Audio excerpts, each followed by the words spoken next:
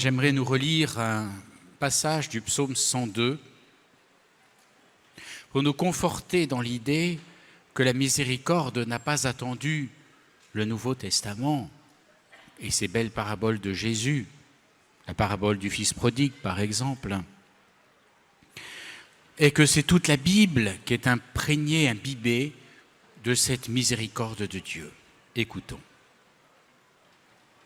Bénis le Seigneur, ô mon âme, bénis son nom très saint, tout mon être. Bénis le Seigneur, ô mon âme, n'oublie aucun de ses bienfaits, car il pardonne toutes tes offenses et te guérit de toute maladie. Il réclame ta vie à la tombe et te couronne d'amour et de tendresse. Il comble de bien tes vieux jours. Tu renouvelles comme l'aigle ta jeunesse. Le Seigneur fait œuvre de justice. Il défend le droit des opprimés. Il révèle ses desseins à Moïse, aux enfants d'Israël, ses hauts faits. Le Seigneur est tendresse et pitié. Lent à la colère et plein d'amour. Il n'est pas pour toujours en procès, ne maintient pas sans fin ses reproches. Il n'agit pas envers nous selon nos fautes et ne nous rend pas selon nos offenses. Comme le ciel domine la terre, fort est son amour pour qui le craint. Aussi loin qu'est l'Orient de l'Occident, il met loin de nous nos péchés. Comme la tendresse du Père pour ses fils, la tendresse du Seigneur pour qui le craint. Vous voyez, c'est magnifique. Et tout ce qui se vivait déjà dans l'Ancien Testament, avant le Christ, ne se vivait qu'à travers le Christ, en qui se réalise cette fidélité de Dieu sur ceux qui le craignent. Alors ce matin, j'aimerais que nous ne partions pas trop de cette conférence avec des généralités ou même des vérités globales. J'aimerais que nous revenions à nos expériences personnelles fondamentales. Revenons, s'il vous plaît, à notre vie et à notre cœur, où qu'ils en soient. Voyons ce qui s'y passe. Voyez, à ce point, au 3e jour de notre session, scrutons la réalité de ce que nous vivons au quotidien et de ce que nous ressentons dans notre cœur. Si vous voulez, scrutons notre vie à la lumière de ce que nous avons déjà reçu avant-hier, hier soir, ce matin, à la lumière de la parole de Dieu. Nous sommes appelés régulièrement à cette connaissance de soi pratique et évangélique. C'est le fond, le socle de toute vie spirituelle. Connaissance de soi. Alors, cette conférence, évidemment, qui s'adresse à vous tous, ne peut donner que des éléments généraux, bien entendu. Mais c'est à chacun de vous, ce matin, cet après-midi, chacun de les décliner dans sa vie et dans son cœur. Si vous voulez, je fournis le miroir, mais évidemment, à vous de vous y regarder. Voilà. Et si le miroir est là et que vous passez sans vous arrêter pour vérifier, alors je ne sais pas ce qu'on vérifie, mesdames, en tout cas les messieurs, je peux vous le dire, la façon dont on s'est rasé, voilà, le miroir ne sert à rien. Voilà. Ce que je voudrais vous dire ce matin, c'est que ce ne sera qu'une catéchèse efficace qu'à la condition de rencontrer la personne concrète que je suis, que vous êtes. Alors je vais le faire en 3 temps et je terminerai ma conférence par une histoire. D'habitude, on la met au milieu, mais si vous partez avant, vous ne l'aurez pas. Alors, d'abord, une grande généralité à partir d'un découpage que je fais du mot miséricorde, puisque le pardon de Jésus qui vous sera donné dans la confession, le sacrement de la réconciliation, n'est qu'un aspect de la miséricorde. Alors je découpe le mot à la hache. Vous entendez dans ce mot misère et corde, la concorde, être accordé. Vous entendez donc du latin la misère et le cœur. Et je nous invite dans cette première partie à vivre trois expériences, à relire trois expériences fondamentales. Celle, très simple, de la misère, celle de l'amour, le cœur, et celle de la rencontre de la misère et de l'amour que nous appelons la miséricorde, tout simplement. On parle beaucoup de la miséricorde, on oublie ce que c'est. Première expérience. Nous sommes, et il n'y a de la miséricorde que parce qu'il y a de la misère. Nous sommes dans un univers de miséricorde tout entier saisi par le mal. Tout entier, tissé comme votre vêtement par le mal. Sous toutes ses formes, légères ou terribles, je pense à la maladie, les troubles, les catastrophes, les guerres, la perversité humaine, etc., etc. D'origine humaine ou de source inconnue, le mal frappe l'homme. Et en le frappant, il devient une misère. Quand le mal frappe l'homme, ça devient une misère, qu'elle soit sociale, physique, psychique, spirituelle, misère spirituelle du péché, personnelle ou collective. Collective, je pense aux fléaux. J'ai cité la guerre, les épidémies, la maladie, etc. Parmi toutes ces misères, il y a bien sûr la misère morale, celle qui va être directement visée tout à l'heure ou cet après-midi dans la réconciliation personnelle sacramentelle. Le mal donc devient misère quand il est assumé comme une souffrance par une conscience humaine. C'est un peu compliqué ce que je viens de dire là, mais c'est très profond. Si vous voulez, il y a beaucoup de mal de partout, mais ce mal ne devient exactement une misère que lorsqu'il est porté par nous, chacun de nous, comme une conscience de quelque chose qui nous fait souffrir. Par exemple, on peut être très pauvre, sans que ce soit une misère. Eh oui. Eh oui. Par exemple, parce qu'on ne le sait pas, parce qu'on y est habitué et qu'on ne peut pas se comparer. Vous vous souvenez de ce que disait Albert Einstein en parlant de l'explosion atomique, l'explosion démographique et de l'explosion psychique. Quand, dit-il, les peuples pauvres sauront comment vivent les peuples riches? L'explosion psychique. Bon. On peut être très pauvre aussi sans que ce soit une misère, parce qu'on l'a choisi. Je pense à ces vies de pauvreté assumée dans la vie religieuse. Très simple. Je me souviens, ces frères de Jésus à Tamanrasset qui vivaient un lit et le sable par terre, c'est tout. Ce n'est pas une misère, ils l'ont choisi. C'est une grande pauvreté, c'est vrai. Oui. Dans un même état social, si vous voulez, ou physique, je pense à la maladie, l'un, il trouvera sa sainteté, va bénir le Seigneur, et l'autre, sa révolte, il va maudire le monde. Vous voyez ? Pour le premier, cet état est un chemin, pour le second, une impasse terrible. En tout cas, voilà, donc première expérience fondamentale, je voudrais que chacun relise sa vie, cette perception du mal et de la misère dans le monde. Et s'il n'y a pas cette perception, si nous nions cela au motif que nous sommes des optimistes ou que nous sommes en très bonne santé, dans la vigueur de ces 20 ans, eh bien, la notion même de miséricorde s'évanouit, disparaît. Pas de misère, pas de miséricorde. Je vous rappelle qu'au ciel, quand tout le cosmos et tous les hommes seront repris dans le Christ, dans le cœur du Père, il n'y aura plus que l'amour, il n'y aura plus la miséricorde. Eh oui, il n'y aura plus la misère. Mais en attendant, on est dans le temps. Voilà.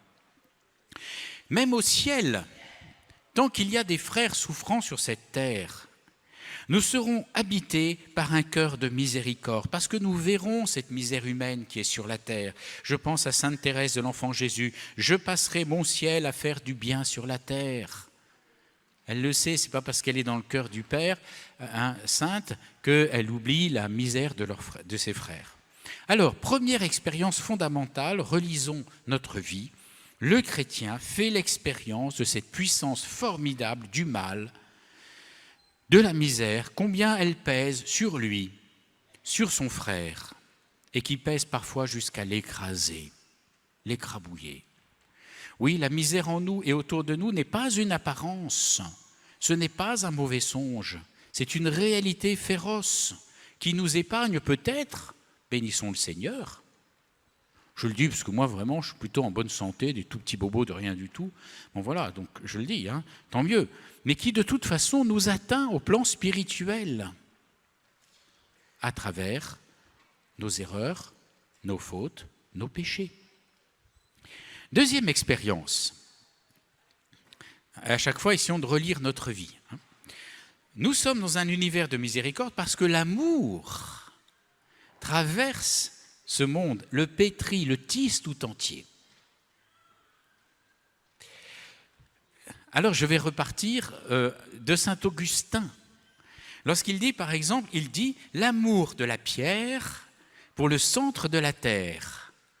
Si je prends un... Je ne vais pas le prendre, c'est mon smartphone quand même, donc je mets, disons, c'est un peu haut quand même. Mais bon, voilà, je la lâche, il constate qu'elle est attirée. Et il dit au contraire, le feu, lui, aime le ciel. Il est attiré par le ciel.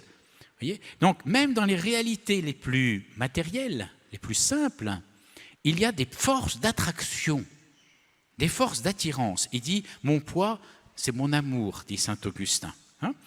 Regardez, la fleur pour le soleil, les tournesols, la louve pour ses petits. De partout, les êtres s'assemblent, cherchent à se rapprocher.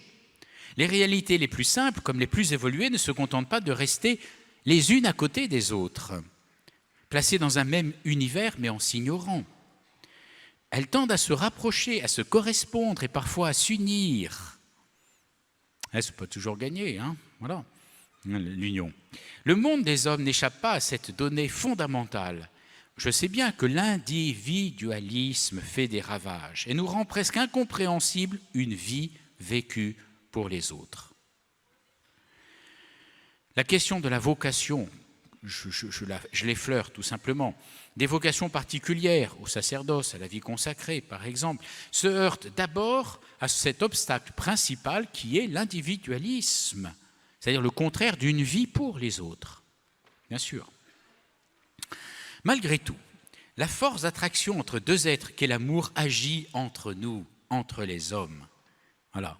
J'en ai accompagné beaucoup des célibataires aussi, qui n'y croyaient plus, qui ne croyaient plus à cette possibilité. Et un jour, merveille des merveilles, alors s'ils sont dans la foi, ils reconnaissent l'œuvre de Dieu, n'est-ce pas ? Ils font la rencontre et d'un seul coup, leur cœur, qu'ils pensaient être devenu de pierre, endurci, si vous voulez, encrouté, avec des croûtes, s'ouvre et à nouveau, ils reconnaissent en eux la force d'attraction, qui est simplement l'amour. Voilà. Combien de tendresse, d'attachements amicaux, d'affections fidèles, d'amour passionné, pas plus que nous pouvons nier le mal et la misère, nous ne pouvons nier l'amour.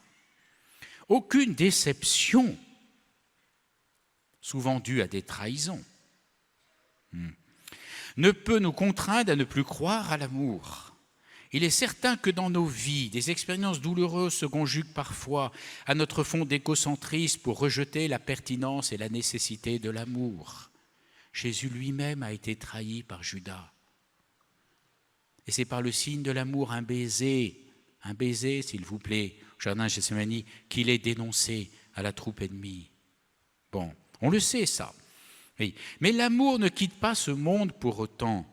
Voilà, demandez au Seigneur la grâce, si vous l'avez perdu, d'y croire à fond. Comme l'âme tient le corps dans son unité, l'amour tient l'univers dans son unité. Première expérience, le mal et la misère, où en sommes-nous ? Deuxième expérience, celle de l'amour, où en sommes-nous ? Évidemment, la misère et l'amour remplissent ce monde complexe, splendide, douloureux. Et il nous faut l'expérience de l'une et de l'autre. Sans honte, ni mépris, ni lâcheté, avec réalisme et liberté. Alors nous sommes appelés à faire une troisième expérience, sans laquelle, me semble-t-il, nous serions écrasés ou compartimentés, divisés. C'est l'expérience de la rencontre, de la misère et de l'amour que nous appelons la miséricorde. L'expérience de la miséricorde comme rencontre d'une misère et d'un amour. Alors, prenez un exemple tout simple. La miséricorde, ce n'est pas seulement la réconciliation, le pardon. C'est, voilà, vous avez une misère devant vous, un malade, quelqu'un qui vous demande un service, comment vous réagissez? Vous avez reconnu, vu cette misère, expérience de la misère. Est-ce que vous avez reconnu aussi l'amour qui est dans votre cœur? Oui. Et comment faire maintenant pour que les deux se rencontrent? Que l'amour que j'ai dans mon cœur aille à la rencontre de celui qui me tend la main, tout simplement. Vous allez me dire, c'est évident. Non, non, justement. Quantité d'obstacles se lèvent en nous.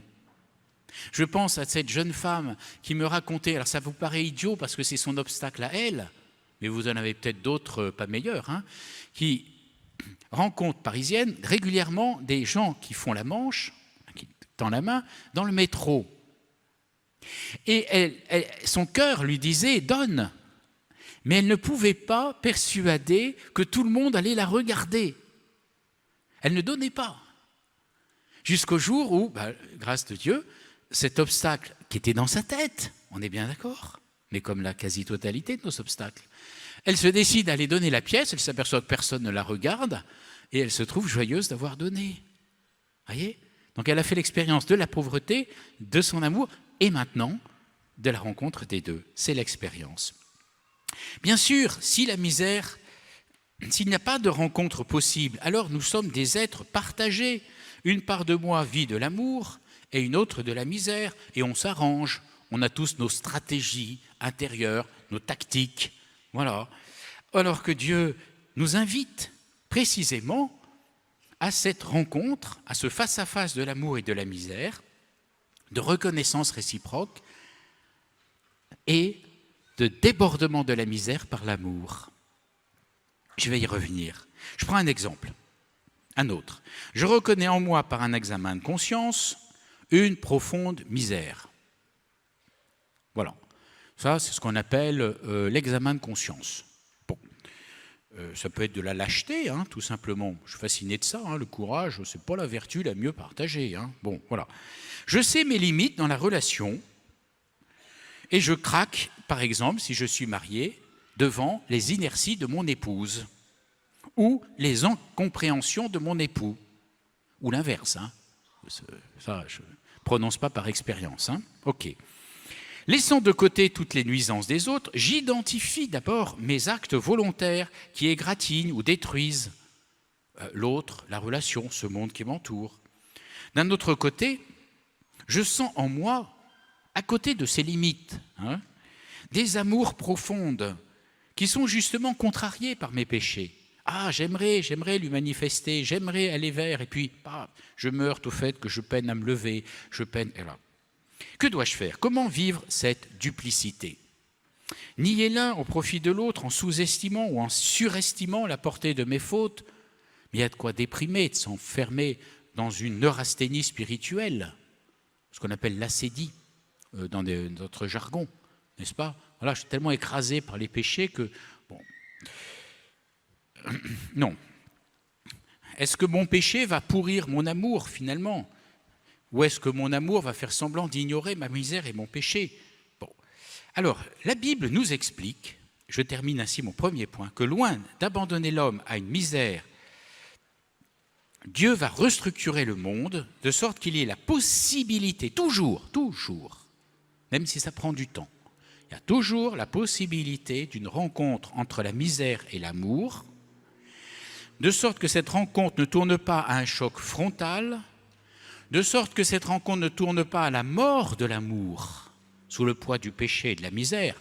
Reprenez l'exemple de la relation conjugale, n'est-ce pas? Ça arrive parfois, quand même, que ça se détériore et que ça finisse par pourrir. Et on n'aurait pas cru possible, tant la puissance du mal s'impose à la fragilité de notre amour. C'est fou, la puissance du mal et de la misère. Un de mes vieux professeurs de théologie nous disait toujours, pour construire un homme, là, les mamans qui sont là parmi nous et les papas, il faut 20 ans, peut-être 25. Vous êtes d'accord? C'est lent le bien, l'amour, c'est lourd, c'est lent. Et pour le détruire, un coup de couteau, c'est tout, 3 secondes. Le mal paraît trop fort, la misère trop étendue. À chaque fois qu'on guérit une maladie, il y en a une nouvelle qui surgit. On a cette impression. Eh bien non, Dieu restructure le monde par sa grâce.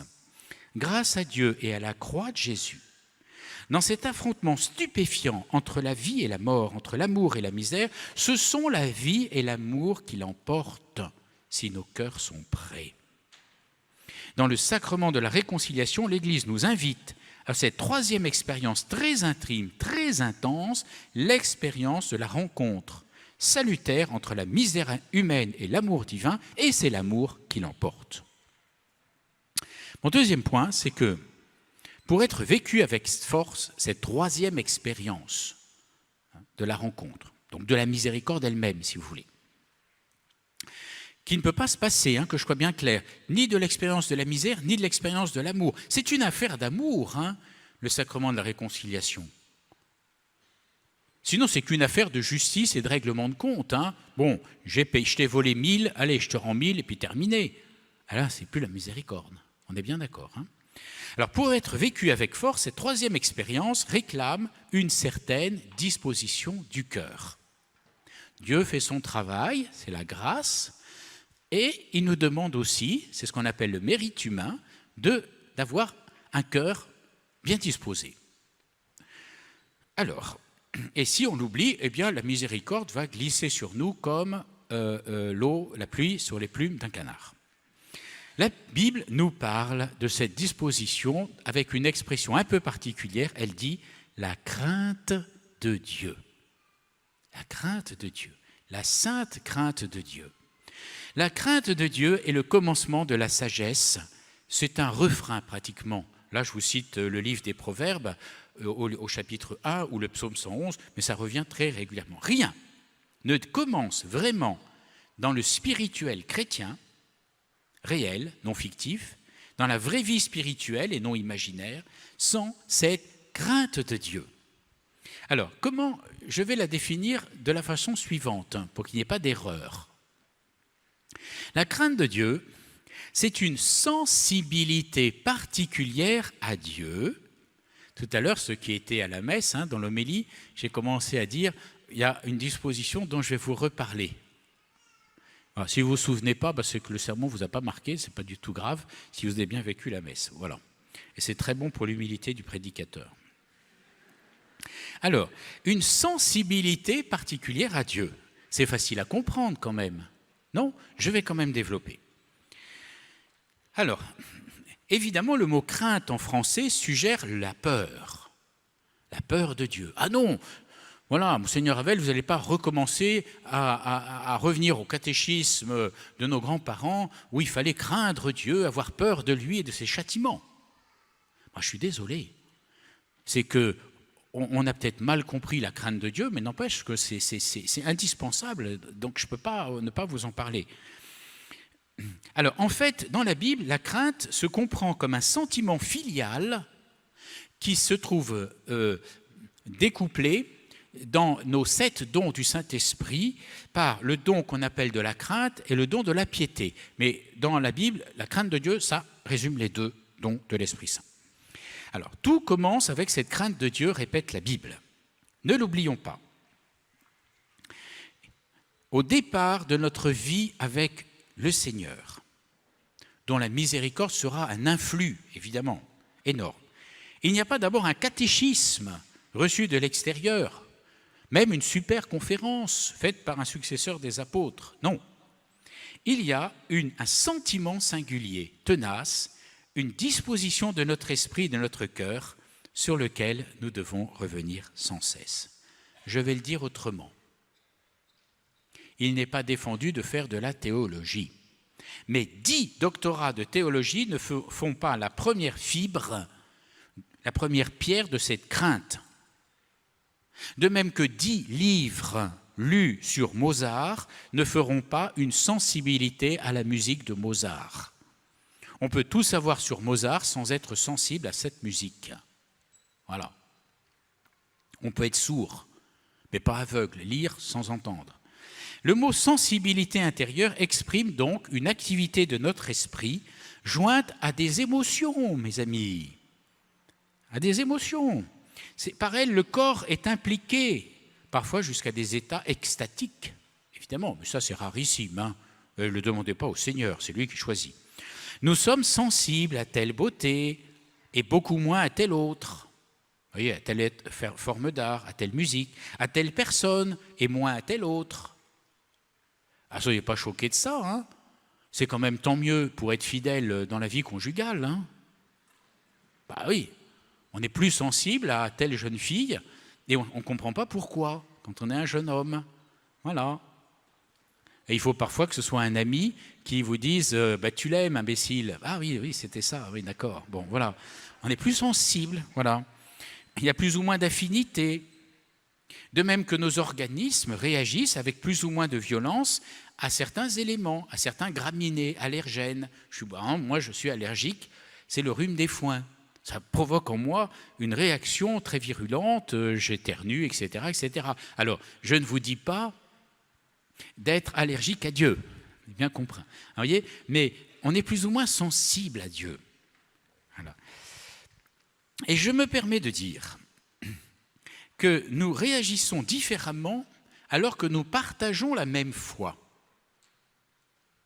C'est-à-dire que cette crainte de Dieu est un don distinct de la foi, même si cette crainte de Dieu ne peut naître que dans la foi. Je peux être un bon croyant, bon pratiquant, mais rester insensible aux choses de Dieu. J'y crois, mais elles ne me touchent pas vraiment.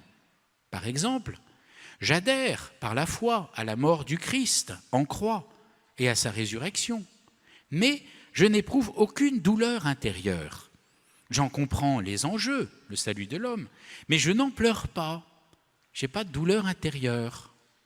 Voilà. Vous voyez, la sensibilité intérieure à Dieu. Cette crainte de Dieu, nous avons à la demander ou à la diagnostiquer en nous. Alors pour aller un peu plus loin, je vais l'analyser peut-être un peu plus finement.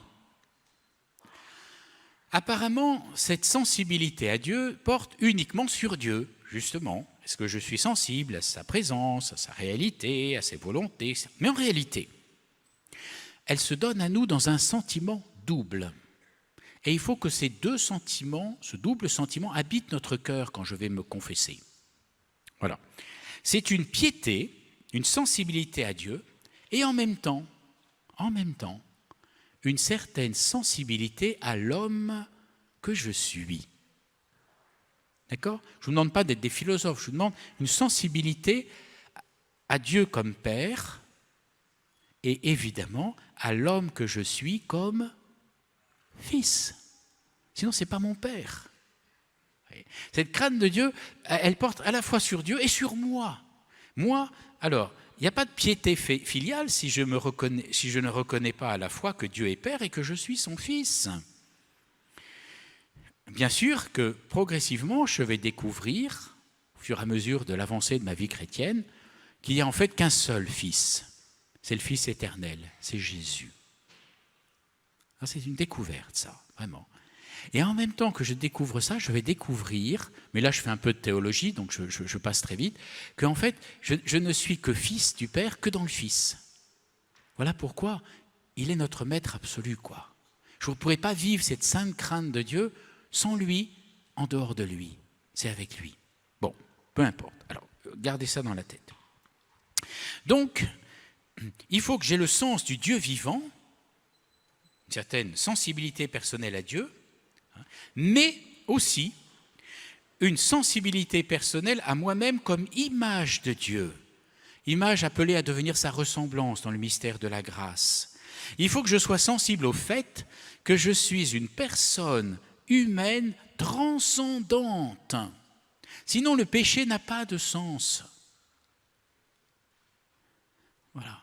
Si je me comporte mal et que je suis un animal, et que je me perçois comme tel parmi les animaux, avec tout le respect qu'on doit aux animaux, je n'ai pas la conscience du péché. Vous comprenez ce que je veux dire? Donc il faut que j'ai une certaine sensibilité à Dieu et une sensibilité à ce que je suis avec mon corps, comme une personne transcendante à l'image de Dieu, appelée à devenir son Fils resplendissant. Voilà, alors, voyez, si nous n'avons pas cette crainte de Dieu, c'est la notion même de miséricorde qui s'effiloche jusqu'à disparaître, malgré tout le catéchisme reçu. La miséricorde et le sacrement de la réconciliation, le pardon, ne seront plus qu'un concept creux, sans puissance transformante de nous, ou pire, ça deviendra la justification de nos échecs moraux. Et on ira même se confesser, et puis on recommence comme après, comme avant. On recommence après comme avant, et ainsi de suite. Et ça ne nous a pas transformés. Voilà, on a réglé nos comptes, comme avec le gars à qui je dois 1 000 € et je lui rembourse ces 1 000 €. L'affaire est réglée. Voilà, non. Nous pourrions regarder, et ce sera la justification de nos échecs moraux, avec cette phrase que nous avons peut-être pensée, à défaut de l'avoir dite, « Après tout, pourquoi faire des efforts pour changer? Dieu me fera bien miséricorde. » Oui, c'est ça. Eh bien là, vous voyez, Jésus en face de la femme adultère, vous vous souvenez de la fin, c'est pas « moi je ne te condamne pas non plus, va ». Et Jésus ne rajoute pas « et de toute façon, continue de faire ce que tu veux, d'accord, mais va et ne pêche plus ». C'est-à-dire, il l'a rendue à cette sensibilité de ce qu'elle est, à sa dignité. Mais il ne suffit pas d'être une personne, il faut encore le savoir, le reconnaître. Il a rendu cette femme adultère à la sensibilité de sa dignité personnelle à elle. C'est extraordinaire. Va et désormais ne pêche plus.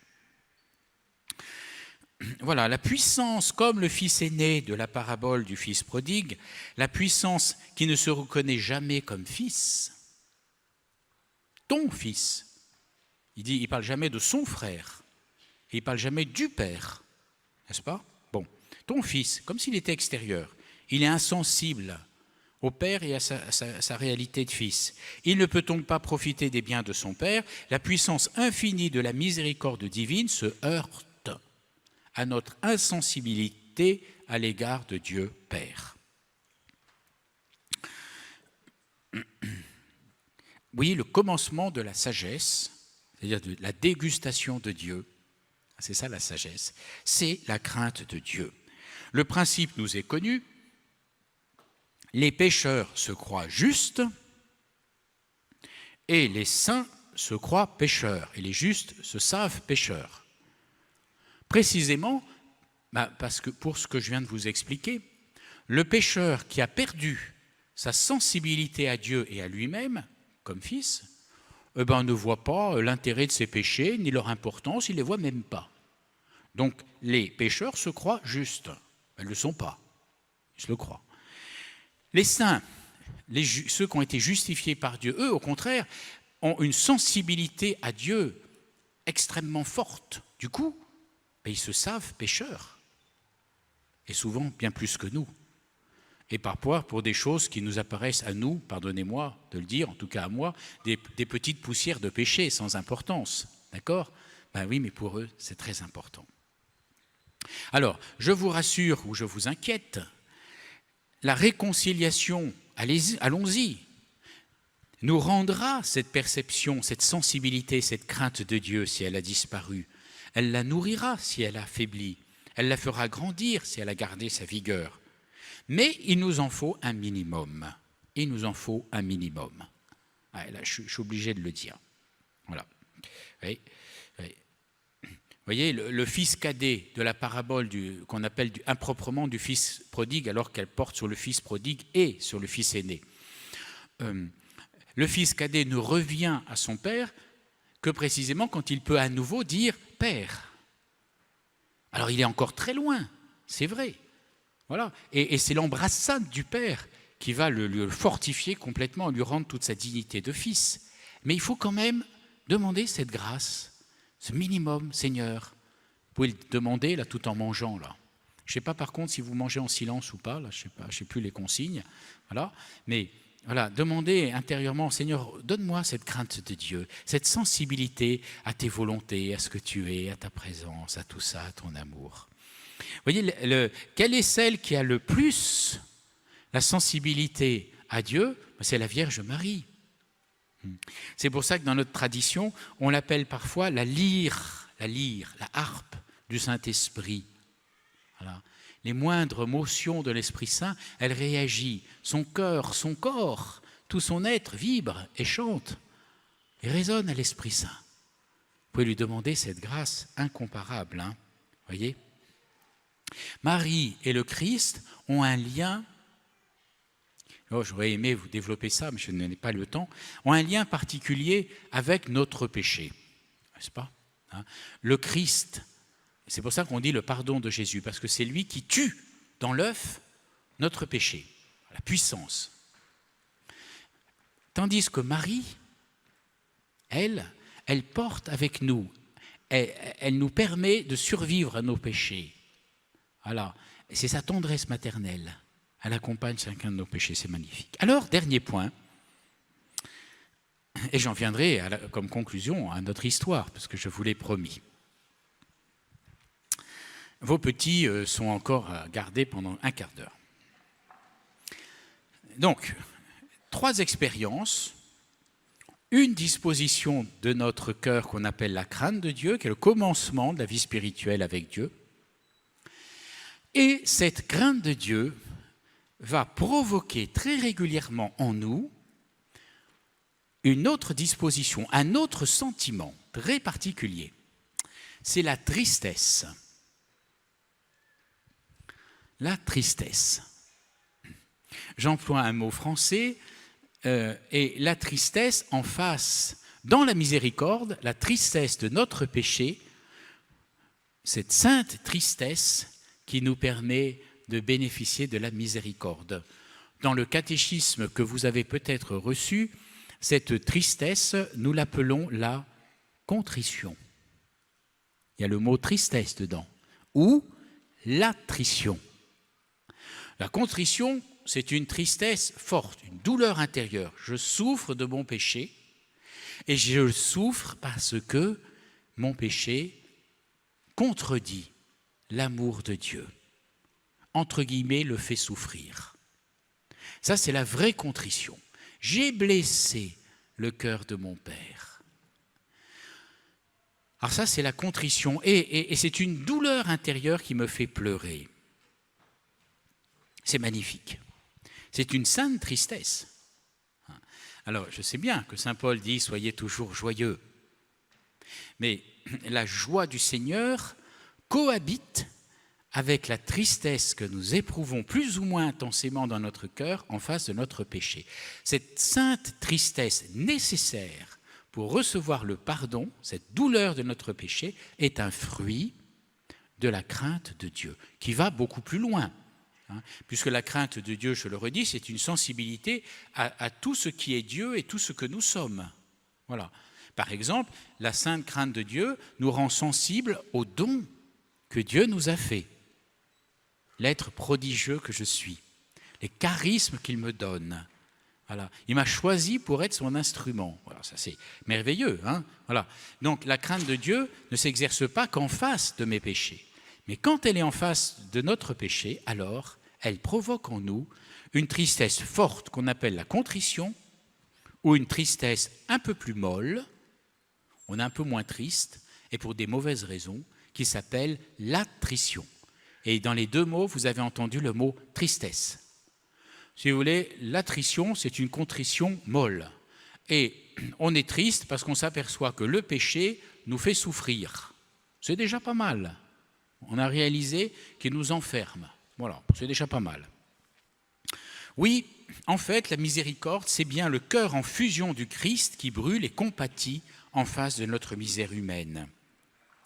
Dieu dit, n'est-ce pas, à Moïse, « J'ai vu la misère de mon peuple ». Et la contrition, l'attrition, la tristesse du cœur dont je vous parle, eh bien, c'est comme un écho, une réponse à cette grande empathie, cette grande compassion du cœur brûlant de Dieu. Saint Paul, si je vous ai attristé par ma lettre, il écrit aux Corinthiens. Voilà. Il a dû se passer des choses bizarres qu'on ne sait pas très bien avec les Corinthiens. Il les aime beaucoup, mais il a dû se passer des choses bizarres. Alors il les a corrigés. Si je vous ai attristé par ma lettre, je ne le regrette pas. Et si je l'ai regretté, cette lettre vous a attristé, ne fût-ce qu'un moment, je me réjouis maintenant, non que vous ayez été attristé, mais du fait que vous avez été attristé pour la repentance, la métanoïa, pour la conversion. Vous avez été attristé selon Dieu, dit saint Paul. Ainsi, de notre part, vous n'avez subi aucun dommage, car la tristesse selon Dieu provoque une métanoïa, une conversion, une repentance, en vue du salut sans aucun regret. Mais la tristesse du monde produit la mort. C'est dans la deuxième épître aux Corinthiens au chapitre 7. Très magnifique, hein, saint Paul, fin psychologue. Il y a la tristesse selon Dieu, celle-là, elle conduit à la conversion. C'est de celle-là dont je vais vous parler maintenant par un petit conte. Et puis il y a la tristesse du monde, par exemple, je n'ai pas eu le poste que je voulais. Voilà. Je suis un colonel méritant et compétent et personne n'a pensé à moi pour devenir général. Je dis ça, mais j'espère que je ne blesse personne là. Voilà. Eh bien, grande tristesse parce que je pensais que j'étais au niveau. D'ailleurs, un tel qui n'est pas meilleur, il est devenu général. Il a été mis sur la liste, comme on dit dans notre jargon militaire. Voilà. Ou bien, etc., etc. Vous pourriez, comme cela, multiplier les exemples de tristesse selon le monde, pour prendre l'expression de Paul, hein, selon le cosmos. Et celui-là, il nous enferme. Cette tristesse-là, elle produit la mort, le regret, l'amertume. Vous comprenez ce que je veux dire? Tandis qu'il y a une sainte tristesse. Alors, cette sainte tristesse, je finis par un conte que vous trouveriez dans un ouvrage ancien qui s'appelle « Les Contes de la Vierge », des frères Tarot. Ça s'appelle le chevalier au baritzel. Le baritzel, c'est une petite barrique, un petit tonneau, si vous voulez. Un peu comme ceux que portent les chanoines réguliers de Saint-Bernard, enfin pas eux, leurs chiens, d'accord, autour du cou. D'accord, ça va? Bon. Vous avez vu déjà les Saint-Bernard? Ouais, bon. Ils n'ont plus les tonneaux aujourd'hui, hein, autour du cou. Mais on comprend l'image. C'est un chevalier, nous sommes au Moyen-Âge. Au Moyen-Âge, on était tous chrétiens, au moins en Occident. Et donc ce chevalier, seigneur, féroce, cruel, autoritaire, maniant l'épée plus vite que la plume, avait commis beaucoup de crimes. Oh, il était parti faire la guerre de partout. En Orient, là-bas, tuer des Mahométans, les croisades. Mais il avait aussi conquis des terres de façon injuste, à la force, à la puissance de son esprit. Je ne vous parle même pas de sa vie morale et du nombre de femmes, au pluriel, qu'il avait dû avoir dans son existence par la violence et la force. Et cet homme, tout crapule qu'il soit, était chrétien. Et vient l'heure où, les triomphes de la jeunesse passant, il lui revient de revenir à son âme et de se dire « Oula, mais il faut que je me mette en règle avec Dieu. Si jamais Dieu, un jour, me reprend parce qu'un duel aura mal tourné, il faut quand même que je sois correct et juste. » On n'a pas beaucoup de pitié, mais on a quand même un peu de foi. Et au XIIe siècle, on croit encore à la présence de Dieu et à sa justice. Alors, ce seigneur, couvert de plaies et de crimes, se dit « Oh là, mais il me faut un bon prêtre. » Après avoir cherché longtemps, on lui parle d'un saint ermite dans la forêt. Saint ermite prêtre. Alors il va le voir et lui dit « Mon père, je viens me confesser de mes crimes. » Et le bon prêtre, sortant de sa solitude et de son silence, lui dit « À genoux, mon fils. » Le chevalier se met à genoux. Et là commence l'immense, la longue, l'infinie litanie de ses crimes, car ce chevalier avait de la mémoire. Et il le dit de façon exacte, propre, nette, il ne cache rien. Le prêtre entend cette confession un peu horrible, terrifiante, mais comme vous le savez, la miséricorde de Dieu n'est arrêté par aucun de nos péchés, aussi ample soit-il, aussi terrible soit-il. Alors, après l'avoir écouté longuement, le prêtre lui dit « Eh bien, voilà une belle confession de tout ce que vous avez fait dans votre vie. Il était bon, en effet, que vous vous mettiez en règle avec Dieu. Ah oui, ça, il fallait que je me mette en règle avec Dieu. Très bien, dit le prêtre. Mais vous savez que pour recevoir le pardon de Jésus, eh bien, on va d'abord il faudra que vous accomplissiez une pénitence. J'ouvre une petite parenthèse, ne soyez pas surpris si le prêtre, non pas comme prix, vous allez le comprendre, du pardon, mais vous donne une pénitence, voilà, voilà, qui sera modérée. Voilà. Alors, le chevalier, fort, puissant, se redresse en disant « Ah oui, alors, donnez-moi n'importe quelle pénitence, je vais l'accomplir. » Car on mérite le pardon de Jésus. Alors, le prêtre lui dit « Écoutez, j'ai un petit tonneau là, mon petit baritzel, qui me sert pour aller puiser l'eau à la rivière. Mais je vous le donne. Et le jour où vous l'aurez rempli, ce petit tonneau, ce jour-là, vous serez pardonné. » Oh! Le chevalier se redresse de toute l'ampleur de sa taille, l'épée encore au rein. Non, mais enfin, avec ce que j'ai fait et ce que je suis, c'est une pénitence de gamin, c'est une pénitence ridicule d'aller remplir un petit tonneau. Alors il débat, il s'attendait à ce qu'on lui dise d'aller à pied à Jérusalem, d'aller construire des églises, de dépenser tout son argent, quelque chose d'important si vous voulez. Quand même, avec les crimes qu'on a commis, quand on est ce qu'on est, on n'a pas une pénitence de gamin. Alors le prêtre lui explique longuement, en disant « Voilà, c'est tout ce que je vous demande. Au nom de Dieu, je vous le dis, c'est tout ce que le Seigneur vous demande aujourd'hui. » Maugréant, un peu fou de rage, il saisit du tonneau et il part. Et évidemment, il va à la petite rivière toute proche de l'ermite, là, il plonge son paritzel dedans, ressort le truc, et s'apprête à remonter voir l'ermite, le tonneau est vide. Alors il le replonge une deuxième fois, impossible de le remplir. Alors il dit, mais c'est pas possible, cette rivière est maudite, il y a quelque chose qui ne va pas. Hop, il prend son petit tonneau vide et il va un peu plus loin, à la première fontaine venue, qu'il connaît bien, il est sur ses terres. Il plonge ça dans la rivière, la fontaine s'écoule dans le tonneau, il regarde le tonneau vide. Oh là! Et alors, je pourrais faire durer l'histoire, évidemment, et vous faire parcourir le monde, parce qu'il va parcourir le monde en se disant, mais quelle est la rivière, quelle eau va permettre de remplir ce petit tonneau? Il va près des océans, il va en Inde, il va au Gange, il va de partout. Il commence à devenir vieux, fatigué, et le tonneau est toujours vide.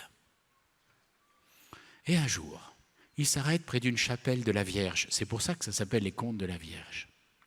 Et il dit, mais Vierge Marie, je ne serai jamais pardonné. Jamais. Mon petit tonneau, j'ai parcouru tous les fleuves, toutes les mares, tous les étangs, tous les océans de la terre. Rien ne remplit ce petit tonneau. Maudit soit ce petit tonneau. Et à ce moment-là, en face de la statue de la Vierge, une larme coule de ses yeux, ruisselle sur sa joue et tombe par hasard dans son petit tonneau, qui d'un coup se trouve rempli.